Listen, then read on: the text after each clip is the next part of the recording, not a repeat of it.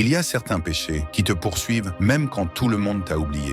Tu souris devant les gens, mais à l'intérieur, tu te sens sale, brisé, honteux. Tu fais semblant d'être fort, mais chaque fois que tu te rappelles ce que t'as fait, ton cœur se serre et tu te demandes « Est-ce qu'Allah pourra vraiment me pardonner ce que j'ai fait ?» Aujourd'hui, on parle d'un des péchés les plus lourds, mais aussi d'un des pardons les plus puissants, la fornication et le pardon d'Allah. Si tu veux savoir comment revenir à lui, comment effacer ce passé et comment recommencer à zéro, alors reste bien jusqu'à la fin, parce que ce que tu vas entendre dans cette vidéo pourrait changer ta vie. La fornication, ce n'est pas un simple acte, c'est un péché majeur, un des plus graves, juste après l'association à Allah, shirk. Allah dit dans le Coran, dans Surat Al-Isra, et n'approchez pas la fornication. C'est une turpitude et quel mauvais chemin. Tu vois, il ne dit même pas « ne forniquez pas ». Il dit « n'approchez même pas ». Cela montre à quel point ce péché est dangereux. Il détruit l'honneur, la dignité et dégrade l'âme. Et le prophète Muhammad dit « Lorsqu'un serviteur commet la fornication, la foi le quitte comme un manteau qu'on retire.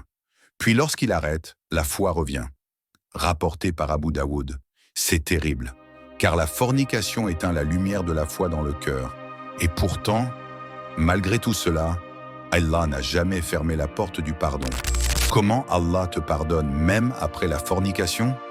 Tu sais, parfois on croit que c'est fini, qu'après un tel péché, il n'y a plus de retour possible, qu'on est sale, que notre cœur est mort. Mais c'est faux, complètement faux, parce que tant que tu respires, tant que tu vis, Allah peut te pardonner, et pas juste te pardonner.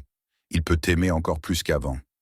Dans le Coran, Allah dit dans Surat Az-Zumar, « Ô mes serviteurs qui avez commis des excès contre vous-mêmes, ne désespérez pas de la miséricorde d'Allah. Allah pardonne tous les péchés. » Il n'a pas dit certains péchés, il a dit tous les péchés. Il ne t'a pas appelé criminel ou fautif. Il t'a dit « mon serviteur ». Même après ce que tu as fait, tu es toujours son serviteur. Mais ce pardon, tu dois le chercher avec ton cœur, pas juste avec des mots. Il y a quelque chose de sacré dans les larmes qu'on verse la nuit, quand tout le monde dort, et que toi tu es seul, à genoux devant ton Seigneur. Fais des ablutions, mets-toi à l'écart, et parle à Allah. Dis-lui tout, dis-lui que t'en peux plus, que t'as fait des erreurs, que tu regrettes, et demande-lui du fond du cœur, oh Allah, pardonne-moi. Tu peux répéter cette invocation simple. Astaghfirullah, al-azim, wa atubu ilayh. Je demande pardon à Allah, le très grand, et je me repens sincèrement.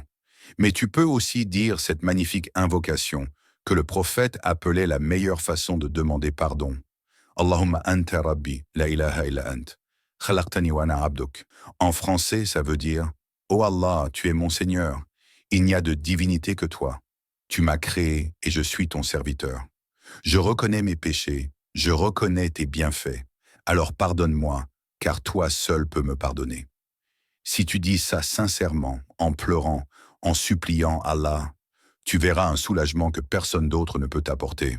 Et fais aussi cette belle invocation que Aïcha, qu'Allah l'agrée, récitait. Allahumma innaka afu karim tuhibbul afu fa'afu anni. Oh Allah, tu es pardonneur et généreux. Tu aimes pardonner, alors pardonne-moi. Dis-la encore et encore. Même si tu pleures, même si tu as du mal à parler. Allah entend même ce que tu n'arrives pas à dire.